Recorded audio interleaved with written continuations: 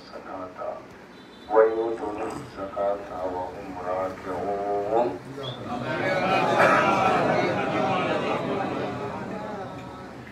اعزاز گرامی، مسلسل ہماری گفتگو آیت نامہ کے سلسلے میں ارشاد رب العزت ہے بے شک صرف اور صرف اللہ تمہارا ولی ہے، رسول تمہارے ولی، اور وہ ولی ہے کہ جو نماز پڑھتا ہے، زکوٰۃ دیتا ہے حالت رکوع میں۔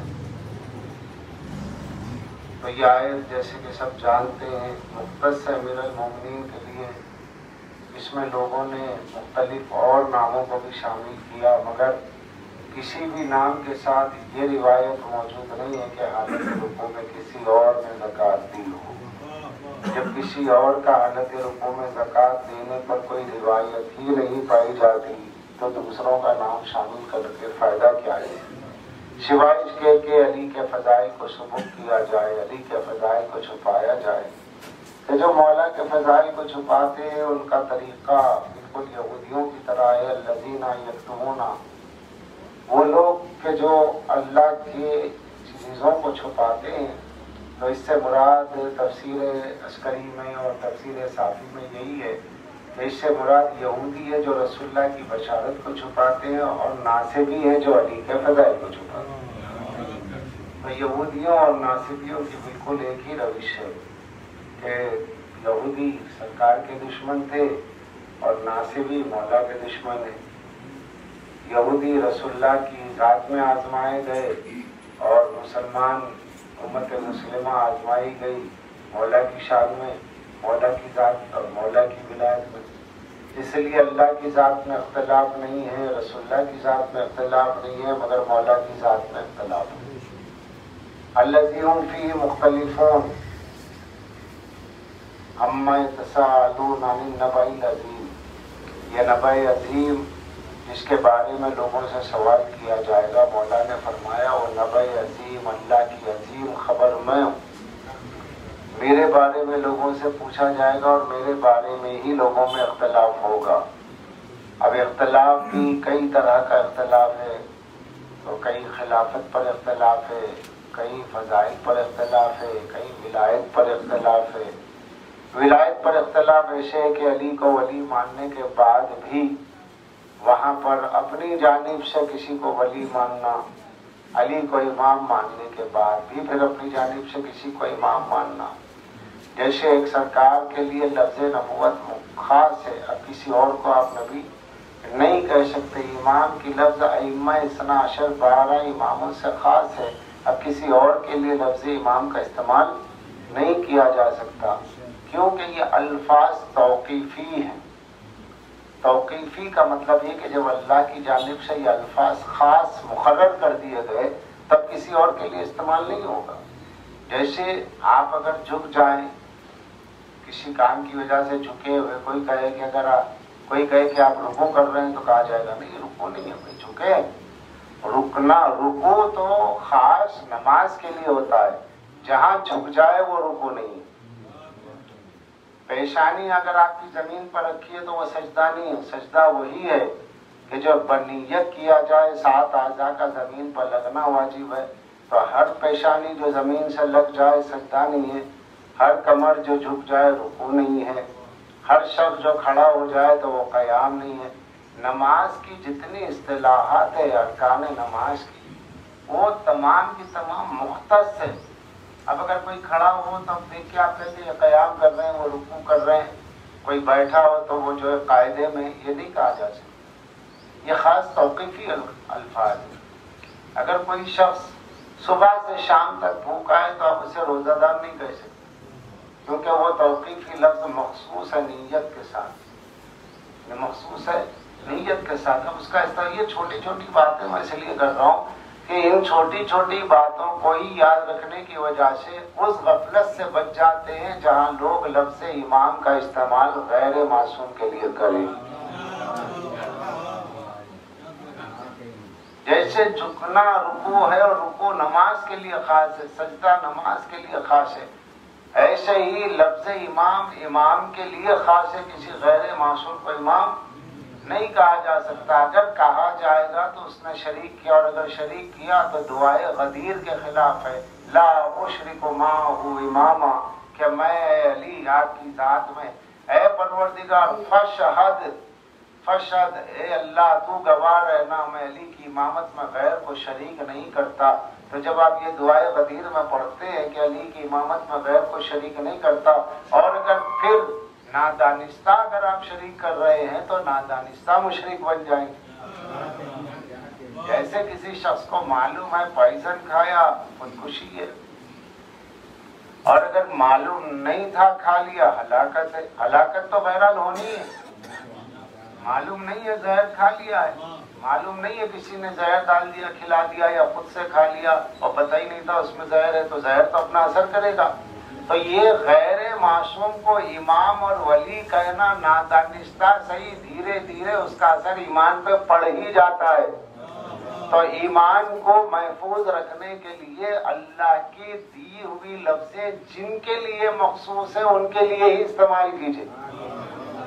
جو اللہ کی دی ہوئی خاص لفظوں کو جن کے لیے استعمال کرنا ہے، اگر ان کے لیے استعمال نہ کرے کسی اور کے لیے کرے گا تو اس کے ایمان پہ اثر پڑے گا. ان تحبط اعمالکم وانتم لا تشعرون، تمہارے عمل ختم ہو جائیں گے تمہیں شعور بھی نہیں ہوگا. اور اسی لیے اللہ نے سورہ مائدہ میں 8ویں آیت میں تو من یکفر بالایمان فقد حبط عملہ وہو فی الآخرۃ من الخاسرین، جو ایمان کے ساتھ کفر کرے گا اس کے اعمال سیزڈ کر لیے جائیں گے، حبط کر لیے جائیں گے. وہو فی الآخرۃ من الخاسرین، وہ آخرت میں نقصان اٹھانے والوں میں ہوگا. پوری کمائی ختم ہو جائے گی. بڑی محنتوں سے نمازیں روزے بچا کے رکھے تھے، لیکن جب محشر کے دن اٹھا تو باقی نہیں. کیوں نہیں ہے؟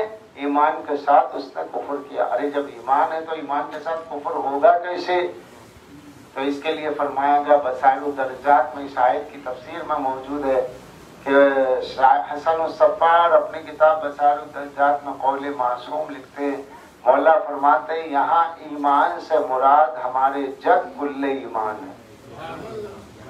ومن یکفر بالایمان، جو ایمان کے ساتھ کفر کرے سے مراد یہاں ایمان سے مراد ہمارے جد علی ہیں. کہیں علی کو ایمان کہا گیا اور کہا گیا. سورہ فرقان آیت 55 وَكَانَ الْكَافِرُ عَلَىٰ رَبِّهِ ظَهِيرًا، اور یہ کافر اپنے رب کے خلاف مدد کرتے، اپنے رب کے خلاف ایک دوسرے کے مددگار ہیں. وَكَانَ الْكَافِرُ عَلَىٰ رَبِّهِ ظَهِيرًا، یہ اپنے رب کے خلاف پشت دیتے ہیں. تو یہاں پہ رب سے مراد بصائر الدرجات میں لکھا ہے، امام نے فرمایا یہاں رب سے مراد تعویل میں ہمارے جد علی بن ابی طالب ہے.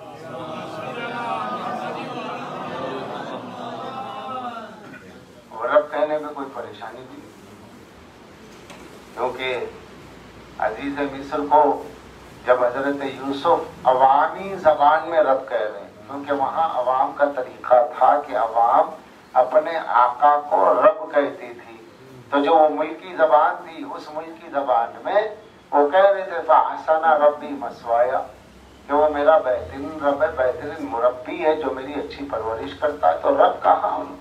قرآن میں سورہ یوسف میں 3 مقامات پر ہے کہ انہوں نے حضرت یوسف نے عزیز مصر کو اپنا رب کہا اور اللہ کو بھی اپنا رب کہا. وَلَوْلَا بُرْهَانَ رَبِّهِ، اگر اپنے رب کی نشانی نہ دیکھتے.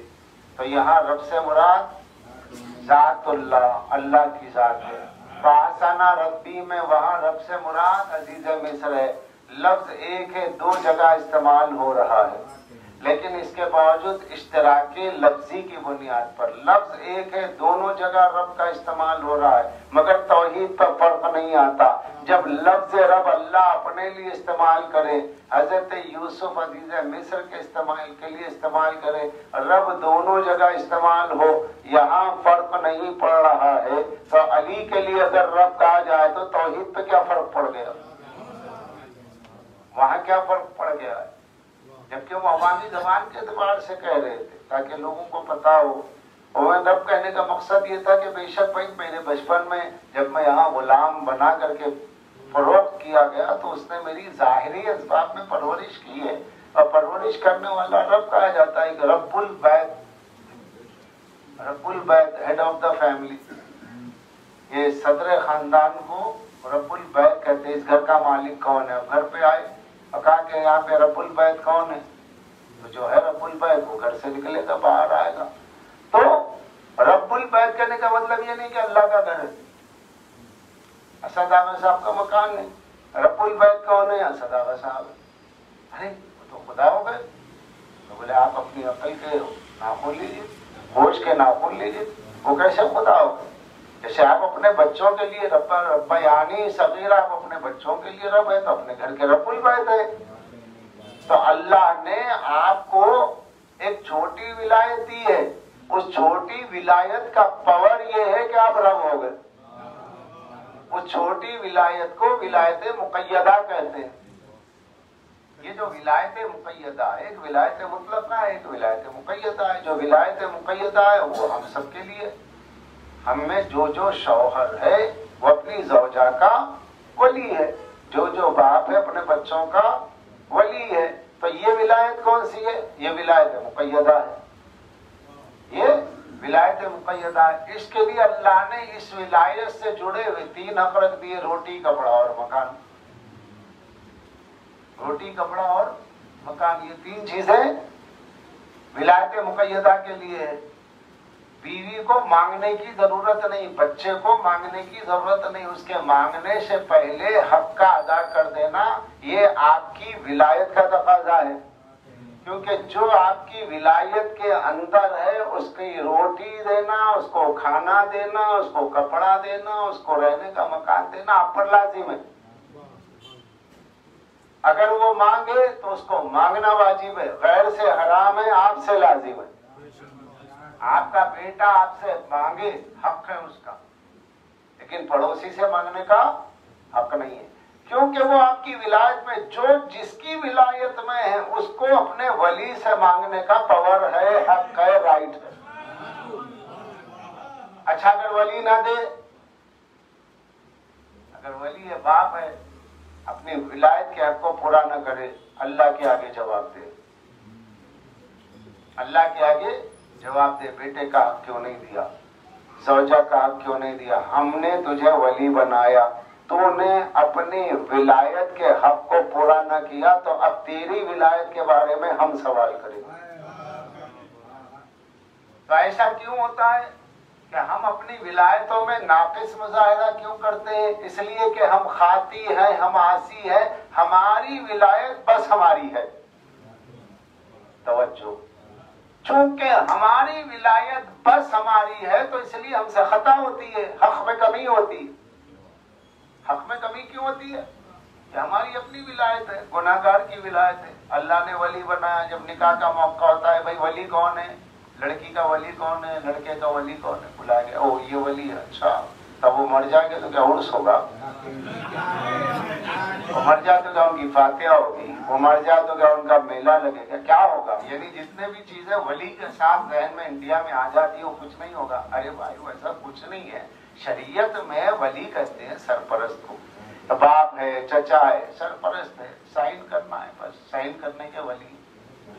روٹی، کپڑا اور مکان دینا لازم ہے۔ تو یہ ایسی ولایت مقیدہ ہے، اس کو عقل انسانی اس حد تک مانتی ہے کہ دنیاوی قانون بھی یہ ہے کہ اگر کوئی کسی عورت کا شوہر بن گیا تو اس کی ولایت پہ لازم ہے روٹی، کپڑا، مکان دے، ورنہ قانون ہے دنیاوی سزا دے گا۔ اگر بیٹے کو حق نہ دے، دنیاوی قانون بھی بولے گا کہ نہیں صاحب آپ نے اپنے بچے کو جائیداد کیوں نہیں دی، وہ بھی پوچھے گا آپ سے۔ تو یہاں کی ہماری اپنی ولایتوں کا یہ حال ہے کہ ہمیشہ ہماری ولایت پر سوال ہے، یا دنیا میں یا آخرت میں، یا عدالت میں چلے جائے گا بیٹا، یا زوجہ چلے جائے گی، حق نہیں مل رہا ہے، جانے کا حق ہے کیونکہ آپ کی ولایت میں۔ اور آپ کی ولایت میں حقوق میں جہاں کمی ہوتی ہے وہ اس لیے ہوتی ہے کہ آپ گنہگار ہیں۔ اس لیے جب آپ گنہگار ہیں، گنہگار ہونے کے باوجود 3 چیزیں آپ پر لازم کی گئی، کھانا دے، کپڑا دے، وغیرہ وغیرہ۔ اور اگر وہ پوچھے اپنی خواہش باپ سے کرے مجھے گاڑی چاہیے، مجھے کالج کی فیس چاہیے، مجھے اچھا کپڑا چاہیے، وہ سب اس کا حق ہے، کیونکہ باپ کیا ہے؟ ولی ہے۔ اب اپنے ولی سے اس کا مانگنا شرک نہیں ہے، اپنے ولی سے اس کا مانگنا بدعت نہیں ہے، کیونکہ یہ ولایت میں تو جسے اللہ نے اپنے گھر کا، اپنی ذات پر، اپنے بچوں کی ذات پر جسے ولی بنایا، اس کا اتنا بڑا حق ہے کہ اس سے پوچھنا واجب، اس سے مانگنا واجب، اس کا دینا واجب۔ تو اللہ نے جس کو پوری کائنات کا ولی بنا دیا اپنی ولایت سونپ کر، اب اگر اس سے کوئی مدد مانگے تو مانگنے کا حق ہے، شرط یہ ہے کہ اس کی ولایت میں آ کے مانگو۔ جو علی کی ولایت کا اقرار کر کے ولایت علی کے اقرار کا حامل بن گیا، چونکہ وہ حدود ولایت میں آ گیا، اقرار ولایت کر کے عہد کر لیا اس نے۔ اب جو عہد کر لیا تو اس کا مانگنا واجب ہے، اس کا دینا واجب ہے۔ اگر ہم یا علی مدد کرتے تو اس لیے کہ وہ ہمارے ولی ہے، اور کوئی ولی ہمارا ہے نہیں، تو چونکہ علی ہمارا ولی ہے، ولی ہی سے مانگنے کا اللہ نے حکم دیا۔ اب روٹی مانگے گے علی سے، کپڑا مانگے گے علی سے، زندگی کی ہر ضرورت مانگے گے علی سے، کیونکہ اللہ نے ہماری گھر کی ضرورتوں کو گھر کے ولی کے پاس سونپ دیا ہے، کائنات کی ضرورتوں کو اپنے ولی کے پاس سونپ دیا ہے۔ لہذا علی سے مانگنا، اللہ سے مانگنا ہے، جیسے باپ سے مانگنے کا مطلب باذن اللہ، علی سے مانگنے کا مطلب باذن اللہ ہے، اور علی کے دینے کا مطلب بھی باذن اللہ ہے۔ یہ عین توحید ہے، یہ عین قدرت پروردگار ہے، اس میں شرک و بدعت نہیں ہے۔ نہ مانگنے کا مطلب بدعت ہے کہ تو نے نہیں مانگا تو بھوکا مر جا، علی کیا کریں گے؟ تو ہماری ولایت، اچھا پھر مولا کی ولایت کے سلسلے میں معاذ اللہ ایسا نہیں ہے، فلاں کو علی نے نہیں دیا پوچھا جائے گا، یا علی تم سے پوچھا جائے گا، نہیں، وہاں کیوں نہیں پوچھا جائے گا؟ پہلی بات تو علی سے دشمن نے بھی مانگا تو علی نے دی، اس کا امکان ہی نہیں ہے۔ ابن ملجم بھی مدد مانگے تو مولا مدد کرے گی، ابن ملجم بھی مدد مانگے تو مولا مدد کریں گے، ویسے ہی مدد کریں گے جیسے گھر جلانے والے کی 70 بار مدد کی اور 70 بار اس نے کہا علی نہ ہوتے تو میں ہلاک ہو جاتا۔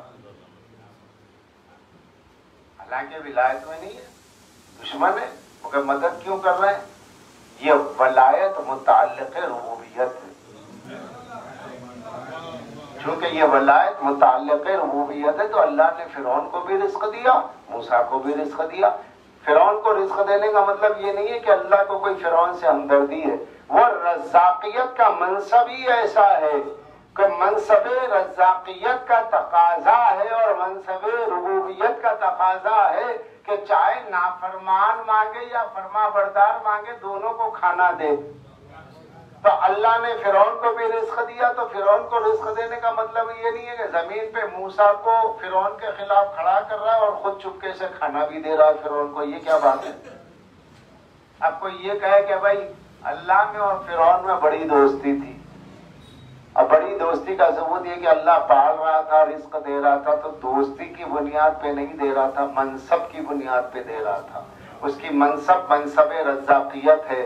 اور جبرائیل حیران ہو کے، کہ موسیٰ حیران ہو کے کہہ رہے تھے کہ پالنے والے عجیب بات ہے، یہ تیرا دشمن جس نے 70,000 بچوں کو ماں کے شکم میں مار دیا ہے تاکہ میں دنیا میں نہ ہوں، اور تو اتنے بڑے ظالم کو رزق دے رہا ہے۔ تو قدرت مسکرائی اور پروردگار نے جواب دیا کہ موسیٰ اگر یہ بندگی چھوڑ دے تو کیا میں رزاقی چھوڑ دوں؟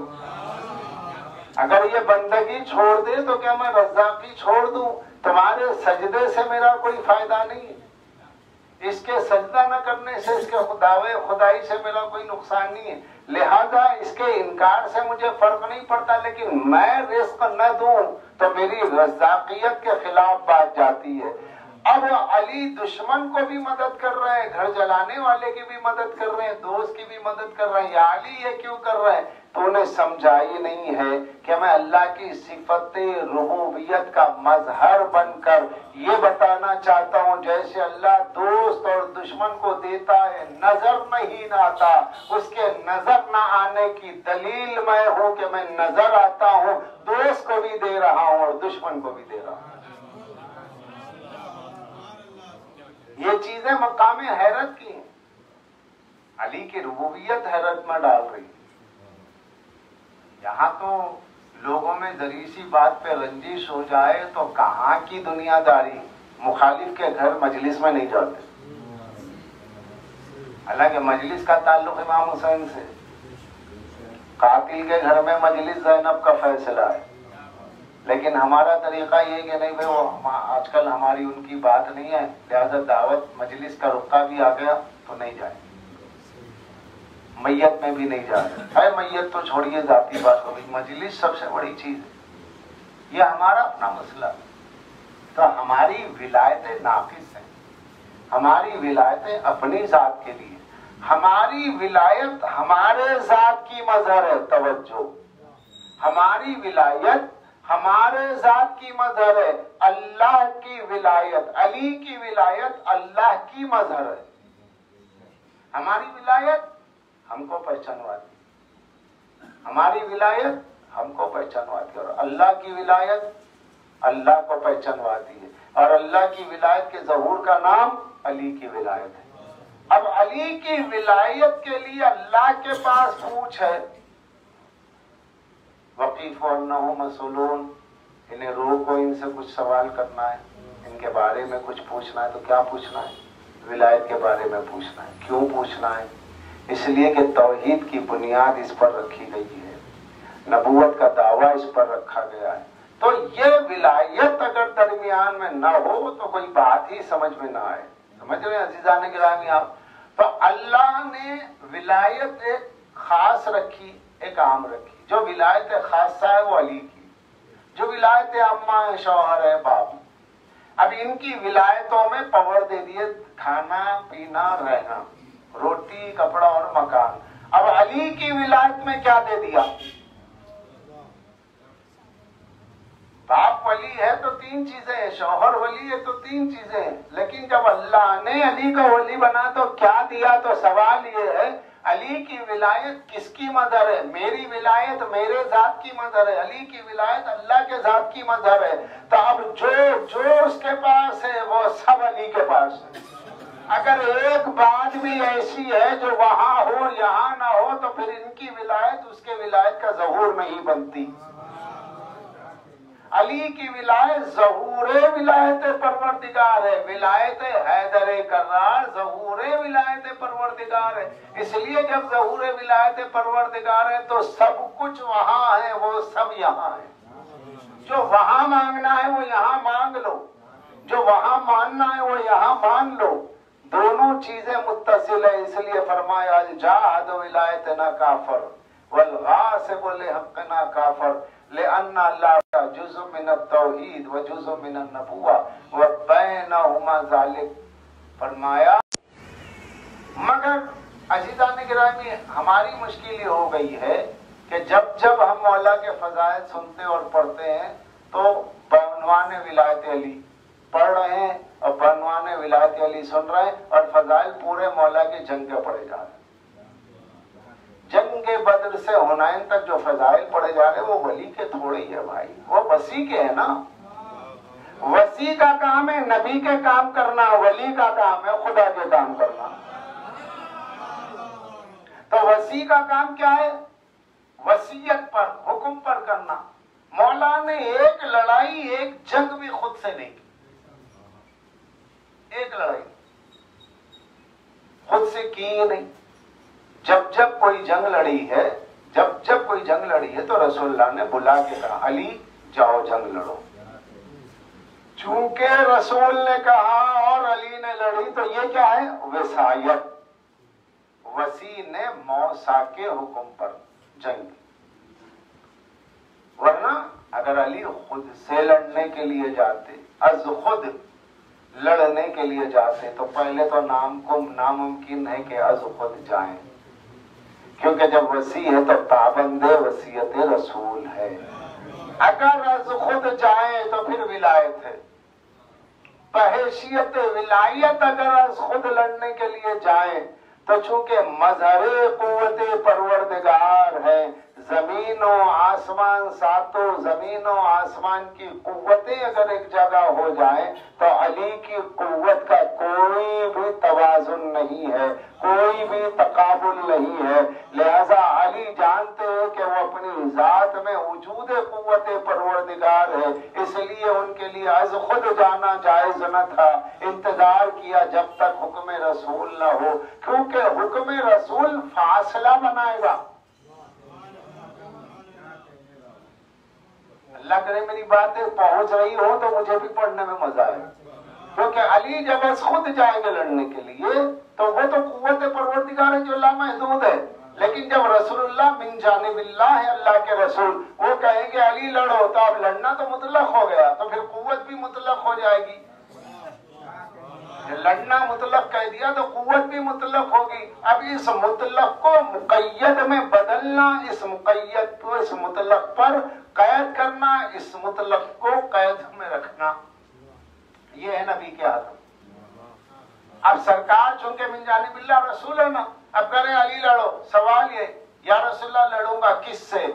اب یہ کس سے ہے قید، ورنہ علی کے سامنے ساتوں زمین و آسمان کی مخلوق یکجا ہو جائے تو قوت پروردگار غالب رہے. اس لیے علی پوچھ رہے ہیں ٹھیک ہے یا رسول اللہ لڑنا ہے، ضرور لڑوں گا. کہہ رہے علی یہ بدر ہے، یہاں عتبہ ہے، یہاں شیبہ ہے، 70 کفاران قریش ہے، یہ سب سردار کے سردار آئے ان کے، انہیں قتل کرو. اب حد مقرر کی، رسول اللہ نے حد مقرر کی. جب رسول کی مقررہ حد میں علی لڑنے لگے تو اب یہ وصی ہے جو لڑ رہا ہے.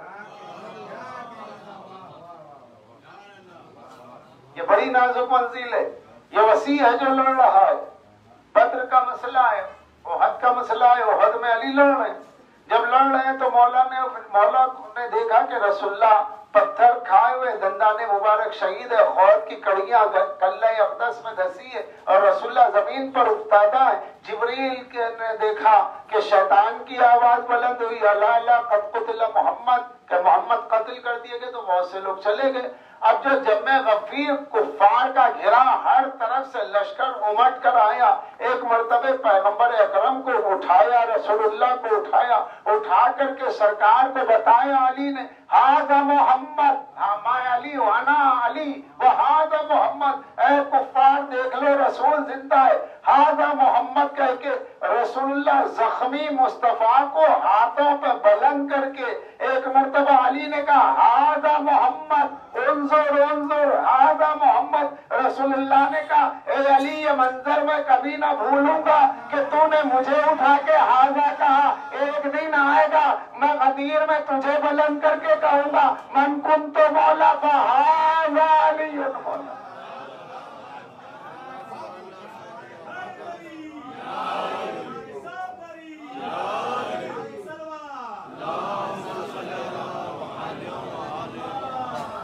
علی کے ہاتھ میں تلوار. ایک مرتبہ رسول اللہ دیکھتے ہیں کہ 3 طرف سے لشکر ہی لشکر، کوئی نہیں ہے ساتھ بجوز علی کے. ہر طرف کفار کا لشکر ایک سمندر کی طرح اگل پڑے. اب رسول اللہ کہتے ہیں یا علی، لبیک یا رسول اللہ، یا علی دائیں طرف کا لشکر ختم کر دے. دائیں طرف علی نے حملہ کیا، پورا لشکر صاف.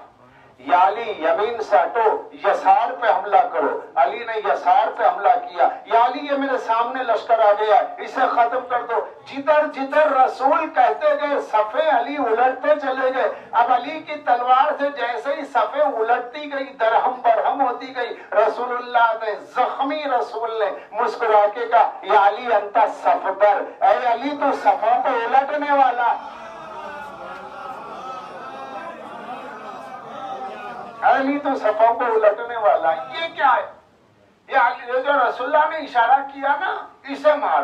اے علی اسے مار، اے علی ادھر مارنا۔ جہاں جہاں اشارے نبوت ہوا علی کی قوت کی حد مقرر ہوتی چلی گئی۔ اگر اشارہ نہ ہوتا تو یہاں تک کہ زمین کی تنابیں ہل جاتی۔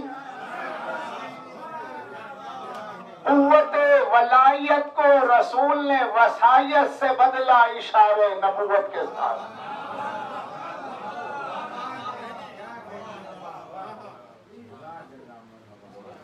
یہ منزل ہے میرے مولا کی، یہ وسیع ہے۔ ابھی یہ ولی کے فضائل ہی نہیں ہے، نہ ولی کے فضائل نہیں ہے، یہ وسیع کے فضائل۔ یہ تو رسول کہتے گئے، علی لڑتے گئے۔ علی نے قرآن سنایا، توریت سنائی، زبور سنایا، انجیل سنایا۔ یہ علی پڑھو، کیا پڑھوں؟ توریت پڑھو، پڑھا، یہ وسیع ہے۔ انجیل پڑھو، رسول نے کہا پڑھا، یہ وسیع ہے۔ قرآن پڑھو، یہ علی نے پڑھا، یہ وسیع ہے۔ یہ جو کچھ فضائل علی بشری اعتبار سے، وسیع کے اعتبار سے، وہ سب کچھ رسول اللہ کے کہنے کے مطابق۔ مرحب سے لڑو، تو چونکہ مرحب کہہ دیا تو مرحب کی حد تک علی کی قوت صرف ہو رہی ہے۔ علی کی قوت کہاں صرف ہو رہی ہے؟ مرحب کی ذات تک۔ تو یہ تک کیا ہے؟ حد ہے۔ اس کو مقرر کون کر رہے؟ رسول اللہ۔ مرحب تک۔ تو اب یہ قوت الہیہ وصایت میں بدل کر اشارے نبوت میں محدود ہو رہی ہے، تو یہ ہو گئے وسیع کے فضائل۔ اب ولی کے فضائل کیا ہوں گے؟ ولی کے فضائل کیا ہوں گے؟ ولی چونکہ ولایت کے تعلق اللہ کی ذات سے ہے، جب اللہ کی ذات سے مقرون ہے، متصل ہے، وہ خفی ہے، یہ جلی ہے۔ وہ خفی ہے، یہ جلی ہے۔ وہ دعویٰ ہے، یہ دلیل ہے۔ تو اب جو کچھ بھی وہاں سے متعلقہ، جو کچھ بھی اللہ کی ذات سے متعلقہ امور ہوں گے، وہ سب اس سے ظاہر ہوں گے۔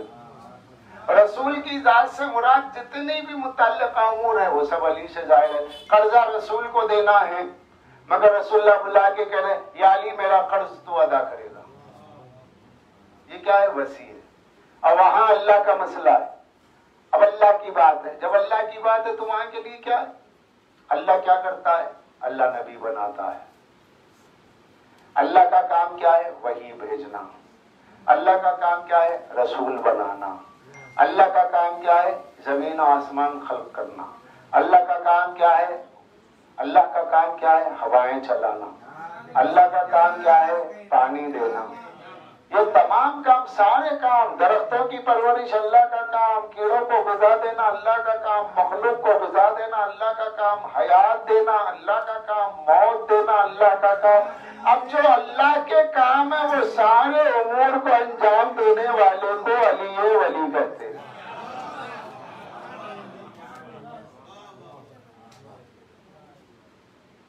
ملائکہ کے امور اللہ کے امور ہیں۔ اللہ کے امور جتنے ہیں وہ تمام کاموں کو انجام دینے والا کون ہے؟ اس کا ولی ہے۔ ولی اللہ بھی ہے، علی اللہ بھی ہے۔ ولی اللہ بھی ہے، ولی بھی ہے، علی بھی۔ اللہ کا نام علی بھی ہے، اللہ کا نام ولی بھی ہے، مگر اپنے یہ دونوں نام جس کو دے کر کے اپنے وجود کا ثبوت بنا دیا وہ علی ابن ابی طالب۔ اس لیے ہم ایک دعا پڑھتے ہیں اس پس منظر میں، اور وہ دعا پڑھتے کیا ہے؟ اللہم، قید سے رہائی کی دعا ہے، تحفۃ العوام میں ہے، مفاتیح الجنان میں ہے۔ جب کوئی زیادہ دن قید میں رہ جائے تو قید سے رہائی کے لیے دعا پڑھو۔ کیا پڑھو؟ کیا پڑھو؟ اللہم، اللہم بحق العرش ومن علاہ، اے اللہ تجھے عرش کا واسطہ اور عرش کو بلند کرنے والے کا واسطہ۔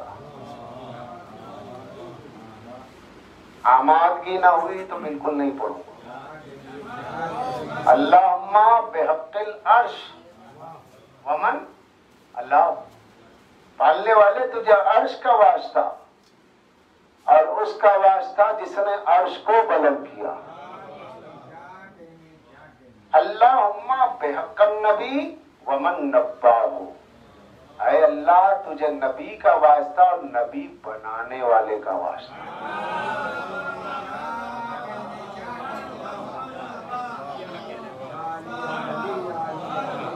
میں اپنے گھر سے تو پیش نہیں کر رہا بات، دعاؤں کی کتاب میں دعا ہے تو دعاؤں کو کبھی سمجھ کے پڑھو، کتنے معارف رکھے، وہ اللہم بحق العرش ومن اللہ وبحق النبی ومن نبہ وبحق الوحی، اے اللہ تجھے وحی کا واسطہ، ومن اوحا ہو اور اس کا جس نے وحی کی،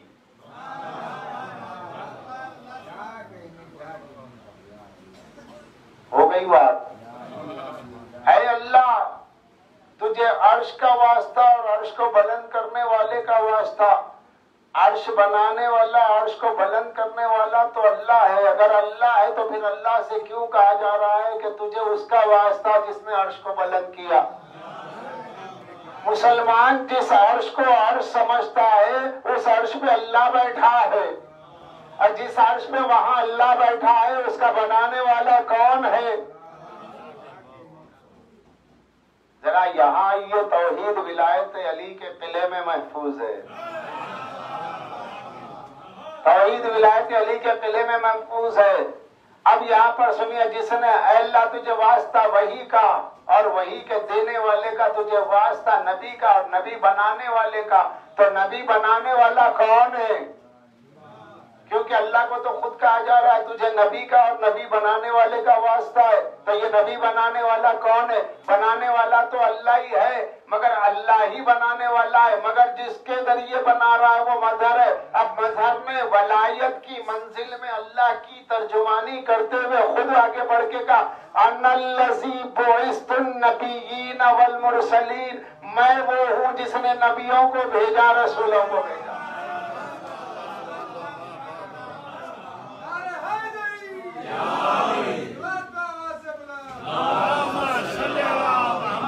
انا الذی بعثت النبیین والمرسلین، میں ہوں جس نے نبیوں کو مبعوث کیا، میں وہ ہوں جس نے رسولوں کو مبعوث کیا، میں وہ ہوں انا کلمت علی لسان ابن مریم، میں وہ ہوں جو زبان عیسیٰ پہ بول رہا تھا، میں وہ ہوں جو مریم کی عصمت کی گواہی میں عیسیٰ کی زبان پہ بولنے والا، میں لسان اللہ نہ ہوتا تو عیسیٰ روح اللہ نہ ہوتا۔ انا کلمت اللہ، میں اللہ کا کلمہ ہوں، میں وہ ہوں کہ جس نے یوسف کو کنویں سے نجات دی۔ انا الذی، میں وہ ہوں کہ جس نے نوح کا سفینہ پار لگایا، میں وہ ہوں انا مررق الاشجار، درختوں کو سبز لباس میں دیتا ہوں، انا مجری الانہار، نہروں کو روانی میں دیتا ہوں۔ یہ سارے کام اللہ کے ہیں، چونکہ وہ ولی ہے، ولایت کے ذریعے جس سے کام لے رہا ہے اس کا نام علی ہے۔ حیرت، ہر شے اللہ کی قدرت کو سمجھنے کی حیرت ہے۔ یہ دیکھیں اب کہاں تک آپ پہنچ رہے ہیں، وہی پہنچانے والا اللہ ہے، لیکن آپ دعا میں کہہ رہے تجھے وحی کا واسطہ اور وحی کے دینے والے کا۔ اور وحی کب ہوتی ہے؟ درمیان میں جبرائیل ہو، جبرائیل کہاں سے وحی لیں گے؟ اللہ کے پاس سے، ہے رسائی وہاں تک؟ بھئی مقام سرکاری روح الامین سید الملائکہ، سید الملائکہ کا بہت بڑا مقام ہے، اللہ اکبر، فرشتوں کا سردار ہے، سید الملائکہ ہے۔ مقام کیا ہے؟ عندہ سدرۃ المنتہی، بس سدرۃ المنتہی ان کا مقام ہے، اور رسول اللہ سے کہہ رہے ہیں آپ جا سکتے ہیں، میں نہیں، میرا بس یہی مقام ہے۔ ارے یہ کیا بات ہوئی، یہاں تک آپ گائیڈ لائنز کرتے رہے اور آگے چھوڑ دیا کہ آپ جائیے؟ تو کہا کہ دنیا کو پتا چلے اگر میں رہبر بن کے ساتھ چلتا تو راستے میں مصطفیٰ کو تنہا نہ چھوڑتا، میں غلام بن کے آ رہا تھا، میں غلام مصطفیٰ ہوں، معاذ اللہ رہبر مصطفیٰ نہیں ہوں۔ تو وہاں رک گئے، انہوں نے بتا دیا میرا یہ مقام ہے، لو دینا تو انملت لا طریقت۔ اگر ایک چونٹی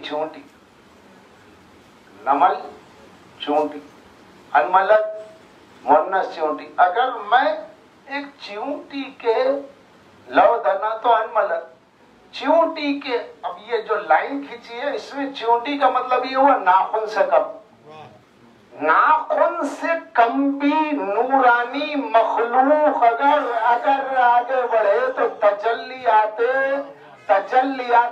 لاہوت سے پر چل جائے، تجلیات لاہوت سے پر چل جائے، کیونکہ موسیٰ کو پتا تھا جلوے طور دیکھ چکے ہیں، موسیٰ کے یہاں جلوے طور، جبرائیل کو خود پتا ہے طور کا کیا حال ہوا، تو طور کو سمجھنے کے بعد ایسا نہیں ہے کہ خود کو کچھ سمجھے، جو کیونکہ خود کو کچھ سمجھنے کا مطلب یہ ہوا کہ سمجھا ہی نہیں، تو جبرائیل نے عاجزی سے کہا نہیں یا رسول اللہ میرا یہی مقام ہے، یہاں تو میری حیثیت چیونٹی کی بھی نہیں ہے، یہ مقام میرا نہیں ہے، اب اس مقام کے آگے میں نہیں ہوں، پھر یہ کس کا کام ہے؟ یہاں سے آگے بڑھنا کس کا کام ہے؟ رسول کا، اب بلانے والے کا ہے، وہ جو بلانے والا ہے وہ بلا رہا ہے، وہ کیا کہے گی کہ آئیے حبیب قریب آؤ، قریب آؤ، مقام دنا ہے، دنا کا مطلب قربت ہے، آنا ہے قریب، اب یہ جو بلا رہا ہے تو جیسے اس نے فرش سے سدرہ تک بلایا جبریل کے ذریعے، اب سدرہ کے بعد کس کے ذریعے بلا رہا ہے جب فرشتوں کی حد ختم ہو گئی؟ وہاں بھی تو کوئی چاہیے، وہاں کون ہے؟ محمد سے آگے تو کوئی ہے نہیں،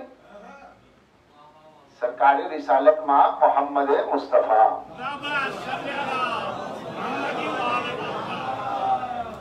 اب سرکار سے آگے کوئی نہیں ہے، سب سرکار کے پیچھے، یا تو کوئی بڑا ہو جو ساتھ ہو جائے، یا تو کوئی برابر کا ہو، عین محمد ہو، عین مشیت مصطفیٰ ہو، عین تینت مصطفیٰ ہو، عین نور مصطفیٰ ہو، عین لحموں کا لحمی دموں کا دموں کی منزل ہے کہ میرا گوشت ہے میرا خون ہے، عین نفس ہو،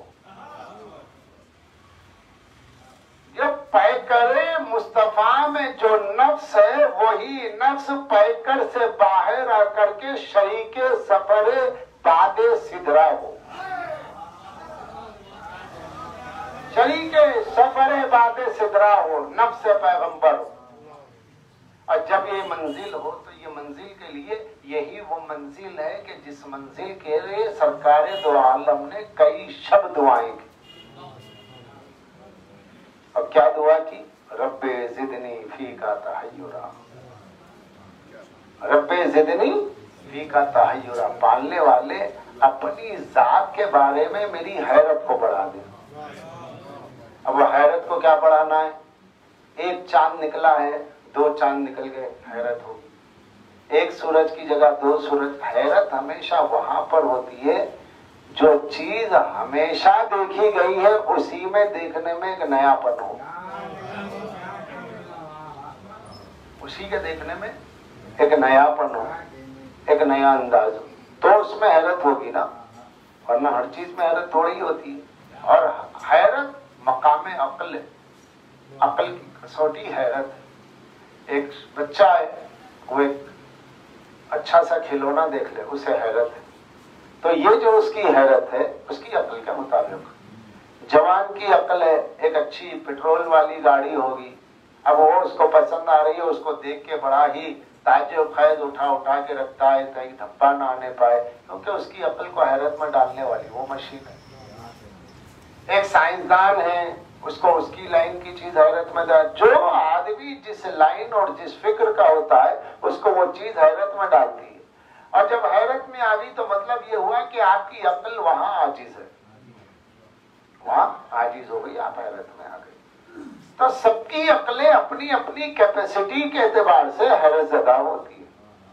اب پوری کائنات ما سوی اللہ، اللہ کے سوا جو کچھ اپنے ہونے میں ہے وہ محمد مصطفیٰ کے نور کے صدقے میں ہے، ایک شے بھی ایسی نہیں ہے، ما سوی اللہ واجب الوجود کے سوا جو کچھ کے پایا جاتا ہے وہ سب صدقہ نور مصطفیٰ ہے۔ جب سب کچھ صدقہ نور مصطفیٰ ہے تو اب رسول اللہ کہہ رہے ہیں اللہ اپنے بارے میں میری حیرت کو بڑھا دے، تو اب کون سی چیز حیرت میں ڈالے گی جو سب انہی کا صدقہ ہے؟ کون سی چیز انہیں حیرت میں ڈالے گی؟ سب انہی کا صدقہ ہے۔ زمین ڈالے گی، یہ کائنات، یہ سب مخدوم، یہ سب کے سب خادم ہیں۔ سرکار دو عالم مخدوم ہے، کائنات ہے، یہ خادم ہے۔ تو جب یہ سب کے سب خادم ہیں حضور کے، حضور کے صدقے میں پیدا ہوئے، علت غائیہ کائنات، فخر موجودات، طٰہٰ و یاسین، بشیر و نذیر، سراج و مبین، مدمل و مدثر، ذات رحمت للعالمین ہے۔ ہر چیز ان کا صدقہ ہے۔ اب یہ کہہ رہے پالنے والے مجھے میری عقل کی حیرت کو بڑھا دے، فی کا اپنے بارے میں، اپنے بارے میں میری حیرت کو بڑھا دے۔ تو کوئی ایک نئی دنیا بنائیں گے تو جہاں دنیا بنے گی، جب بنے گی، پھر بنے گی، پھر انہی کا صدقہ۔ کائنات میں ایکتا حبیب ہے، جانے والی میں ایک ہی ہے، ایکتا حبیب ایک ہی ہے۔ اب اگر وہ کہہ رہے ہیں کہ اپنی بارے میں میری حیرت کو بڑھا، تو پھر وہ کون ہے؟ یا تو ساتھ کے ہوں یا تو بعد کے ہوں۔ بعد کے ہونا ممکن ہی نہیں ہے۔ کیوں کہ ادنا اعلیٰ کو حیرت میں نہیں ڈالتا ہے، یا اعلیٰ سے اعلیٰ حیرت میں ڈالے، یا پھر جو اعلیٰ کے مساوی ہو۔ اب پھر وہاں پر یہ ہے کہ دیکھا بھی ہے، قرآن کہہ رہا ہے ما زاغ البصر وما طغیٰ، میرے حبیب نے جب دیکھا پلک نہیں جھپکی۔ ما زاغ البصر، پلک جھپکی نہیں، دیکھتے رہ گئے۔ تو اب جو دیکھتے رہ گئے تو کیا دیکھتے رہ گئے؟ کس کو دیکھا؟ جو چیز ہمیشہ دیکھی جاتی ہے، جب وہی چیز نظر آتی ہے اس مقام پہ نظر آئے جس مقام پہ نظر آنے کا گمان نہ ہو۔ کیونکہ بلانے والے نے بلایا اپنے ملنے کے لیے، بلانے والے نے بلایا اپنے گھر کے لیے، لیکن وہاں پہنچنے کے بعد اسے دیکھا جس کا خیال تو دل میں تھا، جس کی یاد تو دل میں تھی، جس کا وجود نگاہوں سے غائب تھا، وہی نگاہوں کے سامنے ہے۔ اب حیرت بڑھ گئی تو حیرت کس کے بارے میں بڑھی ہے؟ تو سرکار دو عالم فرماتے ہیں کہ جب میں منزل دنا ہو کعبہ قوسین، یہ قوسین کیا ہے؟ قوس کے معنی بریکٹ، دو بریکٹ۔ قوسین کا مطلب دو دائروں کا ملنا۔ تو وہاں دو دائرے تھے جہاں جا کے سرکار ملے، سمجھے کیا؟ قوسین کا مطلب یہ ہے قوس ولایت محمدی اور قوس ولایت علوی۔ ولایت محمدی اور ولایت علی کے ملن، ولایت علی اور ولایت الہی، ولایت الہی، ولایت علی اور ولایت محمدی، ان دونوں کے اتصال کا نام ہے قوسین۔ دنا اور ادنا، قریب ہوا اور ادنا، یہ دو کمانوں کے برابر بلکہ کم۔ یہ او کہنے کی کیا ضرورت ہے؟ او تو ہم کہیں گے کیونکہ تعین نہیں ہو رہا، لیکن وہ کیوں کہہ رہا؟ وہ اس لیے کہہ رہا کہ تم وہاں تک پہنچ کے بھی طے نہ کر لینا بس یہ، بلکہ اس سے بھی زیادہ، بلکہ اس سے بھی زیادہ۔ تنا و ادنا، اب وہاں پہنچے، لقد رأى من آیات ربہ الکبریٰ، اللہ کہہ رہا ہے میں نے اپنی بڑی نشانی اپنے حبیب کو دکھائی۔ اب حبیب سے بڑا کون ہے؟ حبیب سے بڑا تو کوئی نہیں ہے۔ اب بڑی ہمارے لیے کہہ رہا ہے کہ تمہارے اعتبار سے یہ ہم سے مراد پوری کائنات، ہماری زمین، ہماری آسمان، یہ ہم جس کائنات میں رہتے ہیں، تمام چیزوں سے جو اعلیٰ ہے، اور اتنا بڑا اللہ ہے، اتنا بڑا اللہ ہے کہ جب وہ ابلیس نے سجدہ نہیں کیا تو اللہ نے ان تمام اعلیٰ افراد کو جمع کر کے کہا اے ابلیس ما منعک ان تسجد لآدم، یا ابلیس ما منعک ان تسجد لآدم خلقت بیدی ام کنت من العالین، تو نے سجدہ نہیں کیا آدم؟ ولایت بنا کر مقام حیرت میں دعائے رسول کو مستجاب کر کے کہ میرے حبیب آؤ، میں تمہارے بارے میں تمہارے کو اپنی بارے میں اپنی حیرت میں تمہاری عقل میں اضافہ کر کے دکھاؤں کہ جس حیرت کا مظاہرہ میں تمہارے سامنے کرنا چاہتا ہوں وہ تمہارا بھی نفس ہے، وہ میرا بھی نفس ہے۔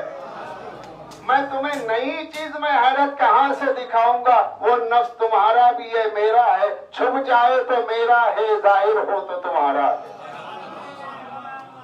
میدان میں آئے تو نفس رسول اللہ ہے، سو جائے تو مرضات اللہ نفس اللہ ہے۔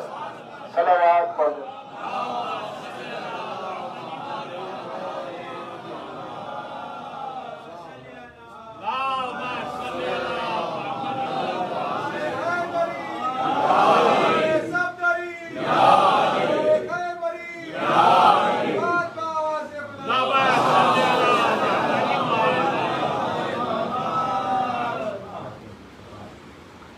منزل ہے کہ جہاں ساری منزلیں طے ہو گئی، اب ہم چھوٹی چھوٹی چیزوں پہ ہماری عقل حیرت زدہ ہو جاتی ہے، اور وہ بھی زمین کی سطح، آسمان کی سطح، ہمارے اپنے وجود میں ہماری عقل پھنس جاتی ہے۔ لیکن اللہ کے حبیب نے کہا اپنے بارے میں، اے اللہ تو اپنی ذات کے بارے میں میری حیرت میں اضافہ کر۔ تو چونکہ اپنے بارے میں کہا تو اللہ نے کسی غیر اللہ کے ذریعے نبی کی عقل کو حیرت میں نہیں رکھا، غیر اللہ کے ذریعے حیرت میں رکھا، لسان اللہ کے ذریعے حیرت میں ڈالا۔ تو لسان اللہ، نفس اللہ، عین اللہ، وجہ اللہ، قلب اللہ، کون؟ نفس رسول اللہ اور نفس اللہ۔ نبی سے نسبت نفس رسول اللہ، اپنے سے نسبت نفس اللہ۔ تو نفس رسول تو نفس ساتھ ہی ہے مصطفیٰ کے، وہ جو ساتھ ہے وہ جب باطن مصطفیٰ میں معراج میں ہے تو اسے ظاہر کر کے اپنے ظہور کا جلوہ دے کر دیدار پیغمبر کروا کے بتایا یہ کوئی اور نہیں ہے، یہ وہی ہے جسے تم نے بدر میں دیکھا، جسے گودیوں میں کھلایا، جس کے ہاتھ میں علم دیا، جس نے پتھر میں علم گاڑا، ارے جس کی حیرتوں کو دیکھ کر تم اپنی دعاؤں کے ذریعے میرے مصطفیٰ اپنی دعاؤں کی قبولیت کو علی کی شکل میں دیکھ کر میدانوں میں حیرت کر رہے تھے، آج اسی کے ذریعے میں نے عرش پہ تمہیں حیرت میں ڈال دیا ہے۔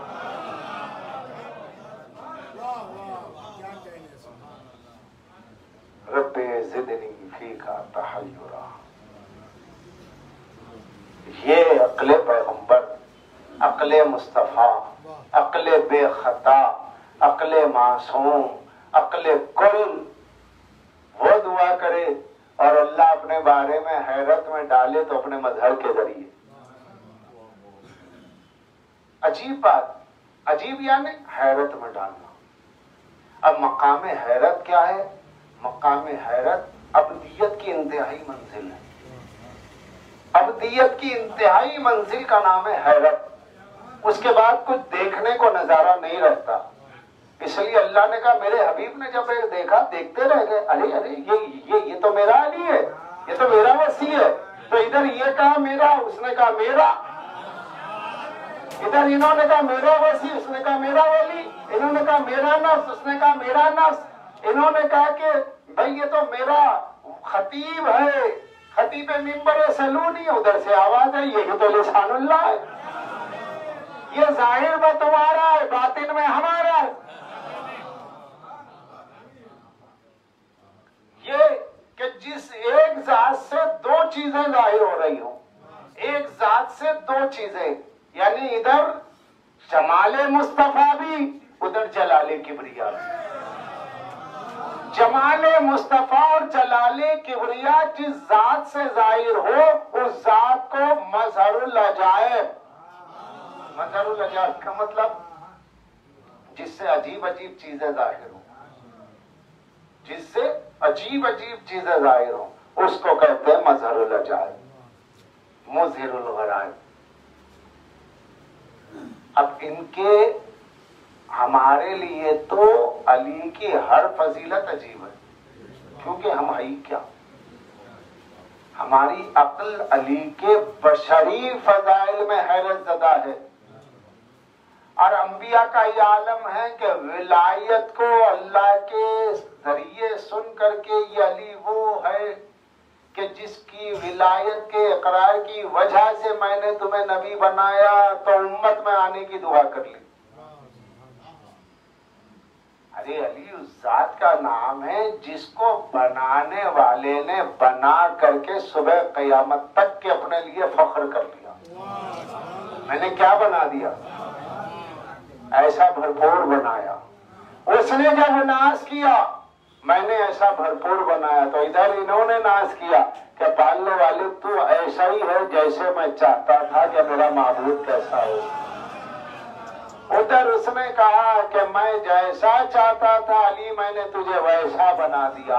انہوں نے کہا معبود جیسا میں معبود چاہتا تھا تو ویسا ہی معبود ہے۔ اس کی مشیت ان کی مشیت، ان کی مشیت اس کی مشیت، دونوں ایک دوسرے کا آئینہ ہے، دونوں ایک دوسرے کا جلوہ ہے۔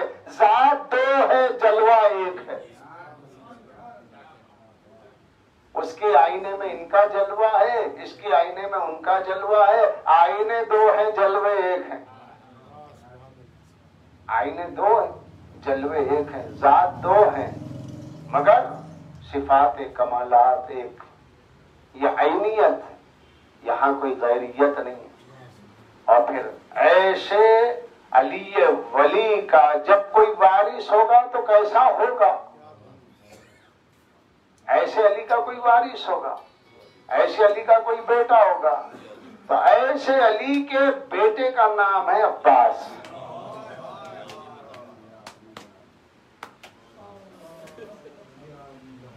بلکہ میں نص قرآن سے کہوں، اگر قرآن کی روشنی میں، صرف قرآن کی روشنی میں میں یہاں کہوں تو قرآن کی روشنی میں اللہ کی زبان میں صرف عباس ہے علی کے بیٹے۔